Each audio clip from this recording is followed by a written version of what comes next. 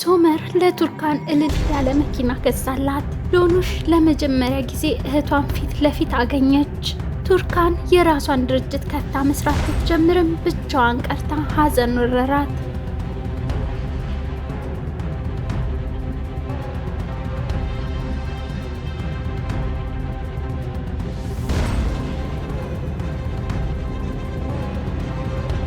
ሰላም ጤና ይስጥልኝ ውድ ተመልካቾቼ፣ ዛሬ ወፍ ጎጆ ድራማን ክፍል 104ን ይዤላችሁ መጥቻለሁ። ለፕሎት ቢትስ አዲስ የሆናችሁ ሰብስክራይብ የምትለዋን በመጫን ቤተሰብ ይሁኑን። በተጨማሪም ይህን ቪዲዮ ላይክ ማድረግ፣ ሀሳብ አስተያየታችሁንም በኮሜንት ማስቀመጥ እንዳትረሱ እያልኩ አሁን ወደ ድራማው እንሄዳለን።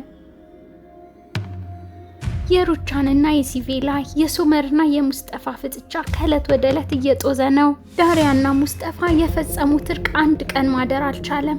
ሰርዳርና ሙስጠፋ ልባቸው እስኪጠፋ ሰክረው በእኩለ ሌሊት የእነ ሳዲቅን መንደር በዘፈን ሲረብሹ እነ ዳሪያ ሊያባርሯቸው ቢሞክሩ እነሱ ግን የግድ እነ ዳሪያ መውረድ አለባቸው ብለው ከደጃፋቸው ብርድ ላይ ተኮራምተው አድረዋል። ሶመርና ቱርካንም ልጅ መውለድ እንደሚችሉ ከሰሙ በኋላ ጣፋጭ ምሽት አሳልፈዋል።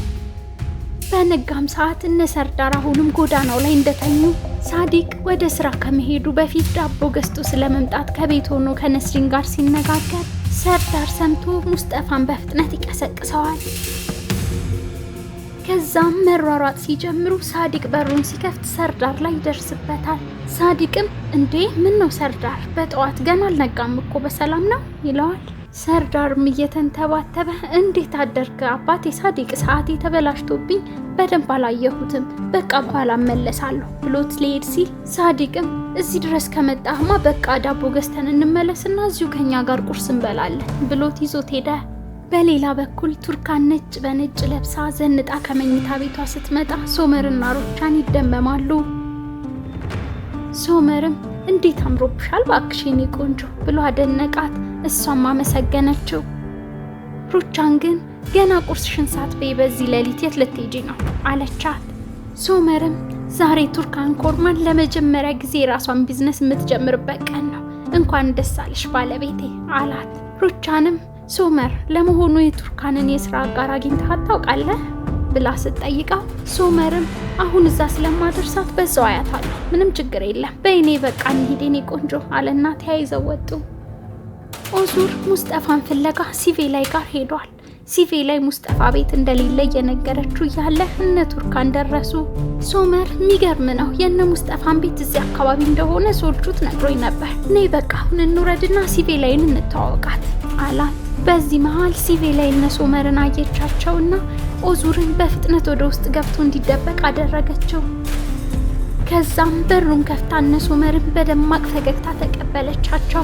ቱርካንም ሶመር እንኳን ደስ አላችሁ ሊለን የመጣው ስትላት ሲቬላይ በጣም ደስ ይላል፣ ሻይ ባፈላል ደስ ባለኝ ነበር፣ ነገር ግን የሆነች ስራ ጀምሬያለሁ አለችው። ሶመርም ግድ የለም አንድ ብርጭቆ ውሃ ብቻ ይበቃኛል አላት። ቱርካንም በቃ ቆይ እኔ ራሴ ያመጣልሃለሁ ብላ ወደ ውስጥ ስትገባ ኦዙርን ከተደበቀበት አገኘችው። ሲቬላይ ሶመርን ስለ ሬስቶራንቱ ቱርካን በደንብ አጫውታኛለች፣ እጹብ ቆንጆ ነገር ነው የምንሰራላቸው አለችው። ወዲያውም ቱርካን ውሃ በብርጭቆ ሰጠችውና ጠጥቶ መልካም እድል ተመኝቶላቸው ተሰናብቷቸው ሄደ። ሲቬላይና ቱርካን ሶመር ከኦዙር ጋር ሳይገናኝ በመሄዱ ገና እፎይ ሲሉ ሙስጠፋ መጣ። ከሶመር ጋር ለትንሽ ነው የተላለፉት። ሙስጠፋ ኦዙር ቤት ውስጥ እንዳለ ሲያውቅ ወደ ውስጥ ገብቶ አንተ ሰውዬ እዚህ እንዳትመጣ ብዬ ነግሬህ አልነበር እንዴ አለው። ኦዙር ግን ረጋ ብሎ እስቲ መጀመሪያ ቁጭ በልና እንነጋገር ብሎት ይቀመጣሉ።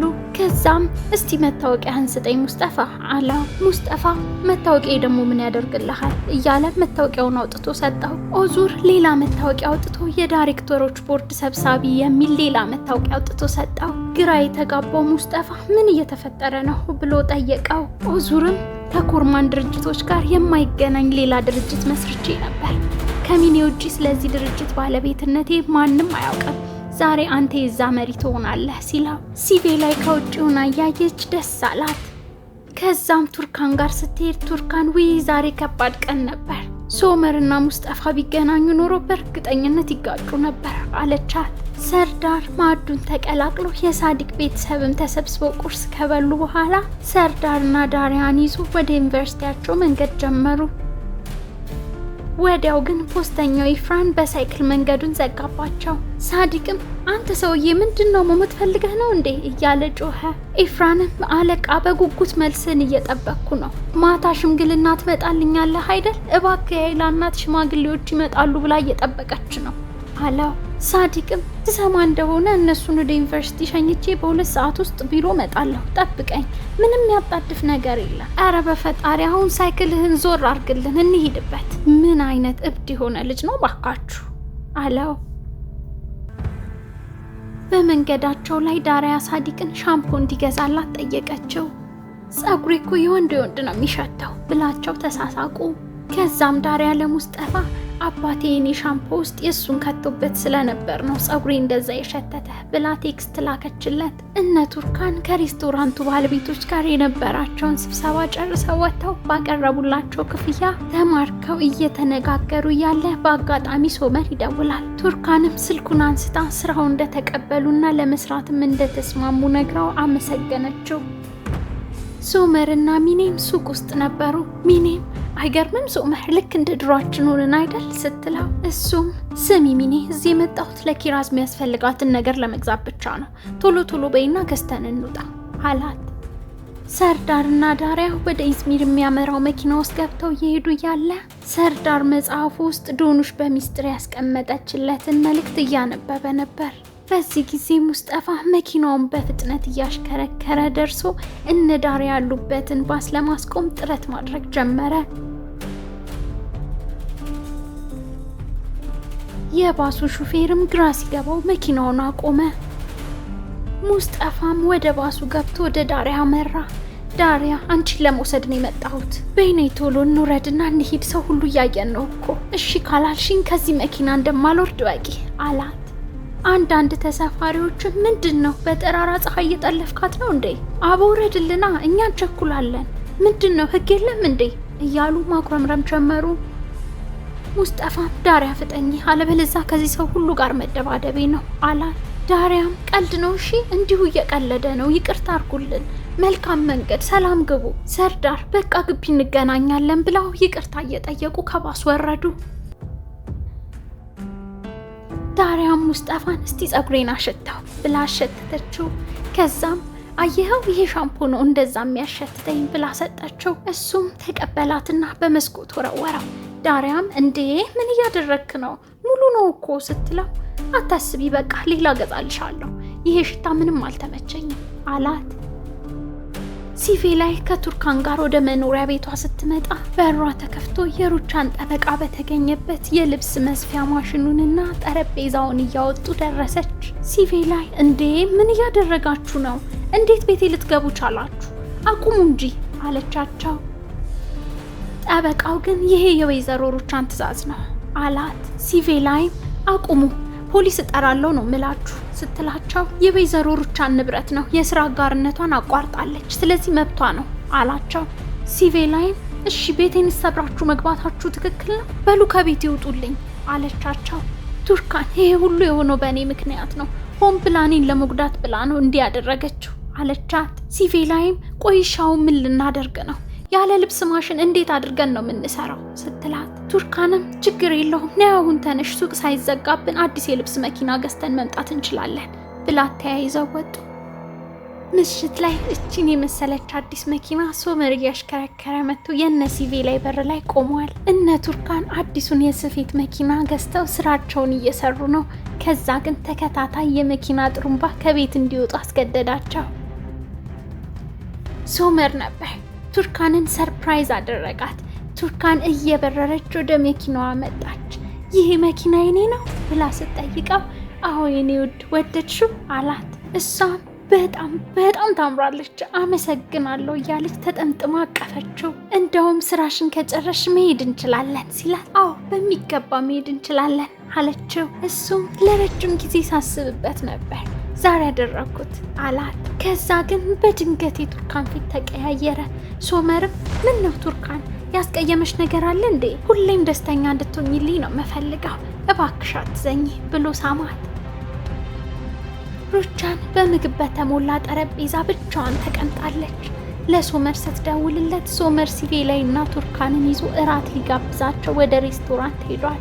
ሶመር ልጄ የት ነህ? እራት እየጠበቅኩ ነው እኮ ስትለው አትጠብቂኝ እናቴ፣ ቱርካንና ወይዘሮ ሲቬ ላይን የደስደስ እራት እየጋበዝኳቸው ነው አላት። ሩቻንም እየተቃጠለች ስልኳን ዘጋች። የአይላ እናት ጋር እነ ሳዲቅ ለኢፍራን ሽምግልና መጥተዋል። ልጅሽን ለልጃችን ሲሏት የአይላ እናት ጥያቄ ሁሉ ግን ስለ ሩቻን ሀብት ብቻ ነበር።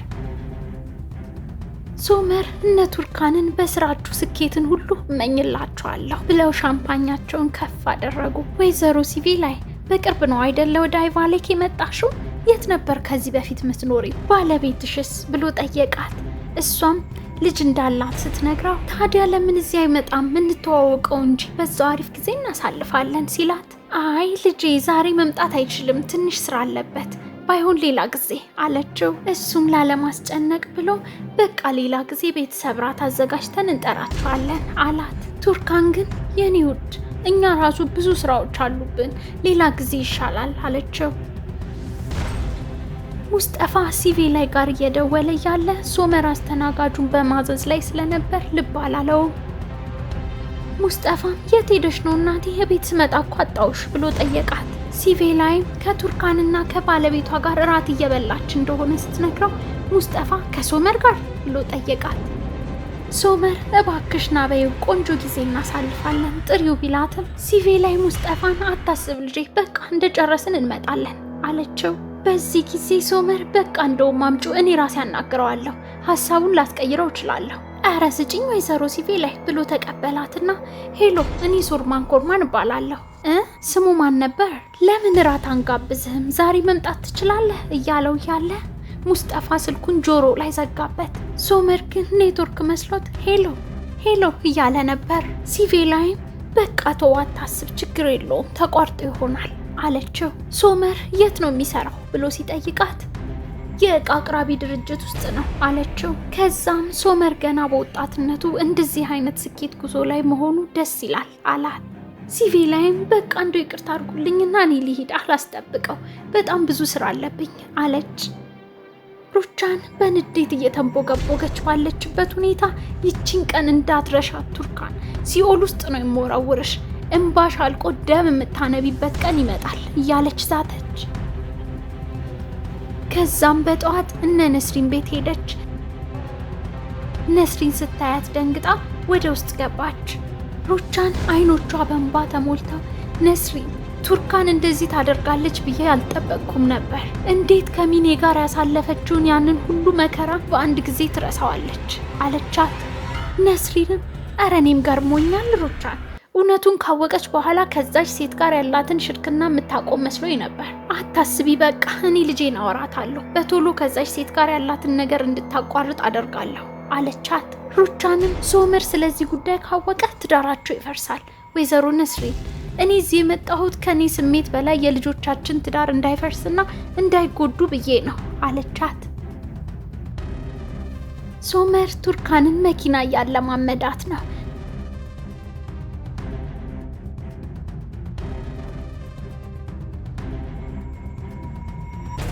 በመሃል ጉንጯን ሲስማት ቱርካን መኪናውን አጠፋፍታ ታቆማለች። እንዴ ለምን አቆምሽው ሲላት ታዲያ በደንብ ሳመኛ ትለዋለች። ከዛም እንደገና ልምምዳቸውን ይቀጥላሉ። ሩቻን ቱርካን ሆን ብላ እኔን ለመጉዳት ከባሌው ሽማ ጋር ልጄንም ይዛው ሄዳ እራት እየበሉ ነው ብላ ለቀሰች። ነስሪንም እባክሽ በቃ አንቺ አትዘኝ፣ እኔ እስከ መጨረሻው ድረስ ከጎንሽ ነኝ እሺ ብላ አረጋገጠችላት። ሩቻንም ቢያንስ አንቺ ስላለሽልኝ ፈጣሪን አመሰግናለሁ አለቻት። ሶመር መኪና ማለማመዱ ሲያስጨንቃት በቃ ናንተ ንዳ ብላ ቦታ ቀየረችው። ወዲያውም ነስሪን ደውላላት በቶሎ ቤት እንድትመጣ ነገረቻት። ሶመር ቱርካንን እነ ነስሪን ቤት ሲያደርሳት ዶኑሽ እህቷን አዲስ መኪና አይታላት ወደደችላት። ነስሪንና ነዛትም ከቤት ወጥተው አዩ። ነስሪን ሶመርን ቤት እንዲገባ ብትጋብዘውም እሱ ግን ስራ አለብኝ እቸኩላለሁ ብሎ አሻፈረኝ ብሎ ሄደ። ነዛት ቱርካንን ሶመር ለሚኔ ቤት ገዛላት፣ አንቺን ደሞ አፍ ማዘጊያ መኪና ገዛልሽ አለቻት። ቱርካንም አረ እንደዛ አይደለም አክስቴ ምን ነካሽ አለቻትና ተያይዘው ወደ ውስጥ ገቡ። ሩቻን የዘራችው ሴራ ፍሬ አፍርቶ ነስሪን ቱርካንን ከሲቪል ጋር ያላትን ግንኙነት እንድታቋርጥ ስትነግራት ሳይስማሙ ቀርተው ቱርካን ከእናቷ ጋር ተጋጭታ ከቤት ትወጣለች። ሩቻን ከጠበቃዋ ጋር ስትወያይ ጠበቃው ያልሽንን በሙሉ አድርገናል እያላት ነበር። ቱርካን ሩቻንን ቆይ አንቺ ምን መሆንሽ ነው? ደም ስርሽ በሙሉ ክፋትና ተንኮል ነው አይደል? መጀመሪያ ማሽናችንን ወሰድሽ፣ አሁን ደግሞ እናቴ ጋር ሄደሽ ምንድነው ያልሻት አለቻት። ሩቻንም ጠበቃዋን አሰናበተችውና ስሚ አንቺ በቅርቡ ሶመርን ብቻ ሳይሆን እናትሽንም ታጫታለሽ፣ ቃል እገባልሻለሁ። በቅርቡ ሶመርንም ቤተሰብሽንም ታጫለሽ። ዞር ስቲ ማንም አጠገብሽ አይኖርም። ታይ ስልሽ አልሰማ ብለሽኛል፣ ብቻሽን ትቀሪያታለሽ ብላ ዛተችባት። ነስሪንና ሳዲቅ መሄዳቸውን ያየችው ዶኑሽ ፋቲ ጋር ስልክ ትደውላለች። የሚኔ በር ተንኳክቶ ስትከፍት ሩቻን እንኳን ደስ አለሽ ለማለት ከሰራተኞቿ ጋር ስጦታዎችን ይዛ መጥታለች። ሚኔም ደስ ብሏት እያመሰገነች ወደ ውስጥ ታስገባቸዋለች። ሩቻን የልጅ ልጇን ኪራዝን አንስታ ቀና ስታደርጋት ኪራዝ ትንሽ የማቃሰት ድምፅ ስታወጣ ሩቻን አባዬ ብላ ተጣራች ስትላት ሚኔ ቀዋጠችው። ሶመር ጋር ደውላም ልጅህ አባዬ ብላ መጣራት ጀመረች ብላ ደስታዋን አበዛችው። ሩቻንም ስልኩን ተቀብላ የሚኔን እብደት በማስቀጠል እኔም አሁን ሚኔ ጋር ነኝ በቃ ቶሎና አለችው። እሱም አሁኑኑ መጣሁ ብሎ ወደ እነሱ ገሰገሰ። ሚኔ ቅዠትና እውነታው የተዛባባት ትመስላለች። ነስሪንና ሳዲቅ ወደ ሆስፒታል መጥተው ዶኑሽ በሽተኛ እንደሆነች የሚገልጽ ሐሰተኛ የሕክምና ማስረጃ ለሐኪሙ ይሰጡታል። አይቫሊ ከአውቶቡስ ተራ አንድ እንግዳ ሰው መጥቷል። የፋቲ ልጅ። የዶኑሽ ደግሞ የስጋ እህት ነበረች። ፋቲ ልጁን አቅፎ ሰላም አላት። ዶኑሽም ለመጀመሪያ ጊዜ ያየቻትን ነገር ግን እውነተኛ እህቷ እንደሆነች ያላወቀቻትን ልጅ ሰላም ትላታለች። ፋቲ ሁለቱንም ልጆቹን ተቃቅፈው ሲያይ ደስታ ተሰማው። አብራት ከመጣችውም ነርስ የልጁን የሕክምና ሪፖርት ተቀብሎ ተያይዘው ይሄዳሉ። በመሸም ጊዜ ቱርካን ቤታቸው ውስጥ ቆንጆ ራት አዘጋጅታ ጠረጴዛውን ሁሉ በምግብ ሞልታ ሶመርን ሰርፕራይዝ ለማድረግ ስትጠብቀው እሱ ግን ከሩቻን ጋር ሚኔ ቤት ነበር። ኦዙርም ተገኝቷል። በሩቻን ተንኮል ሁሉም ሚኔ ቤት ተሰብስበዋል። ከዛም ሩቻን ከቤት ወጣ ብላ ቱርካን ጋር በመደወል ይሄውልሽ ቱርካን የደወልኩልሽ እንዳትጠብቂኝ ልነግርሽ ነው። ዛሬ አንመጣም፣ እራት ሚኔ ቤት ነን ልልሽ ነበር። ኦዙርም ሶመርም እዚህ ናቸው። መልካም እራት ይሁንልሽ ብላ አንገቷን አስደፋቻት። ቱርካን ለብቻዋ ደፋ ቀና ብላ ካዘጋጀችው ጠረጴዛ ሙሉ ምግብ ጋር ስትፋጠጥ እነ ሩቻን ግን ሚኔ ቤት ተሰብስበው እየተጫወቱ ለማዕድ ተቀምጠዋል።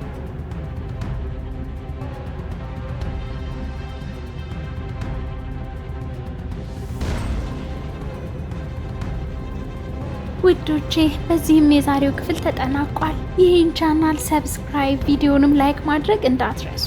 በሚቀጥለው እስክንገናኝ ድረስ ሰላም ቆዩኝ።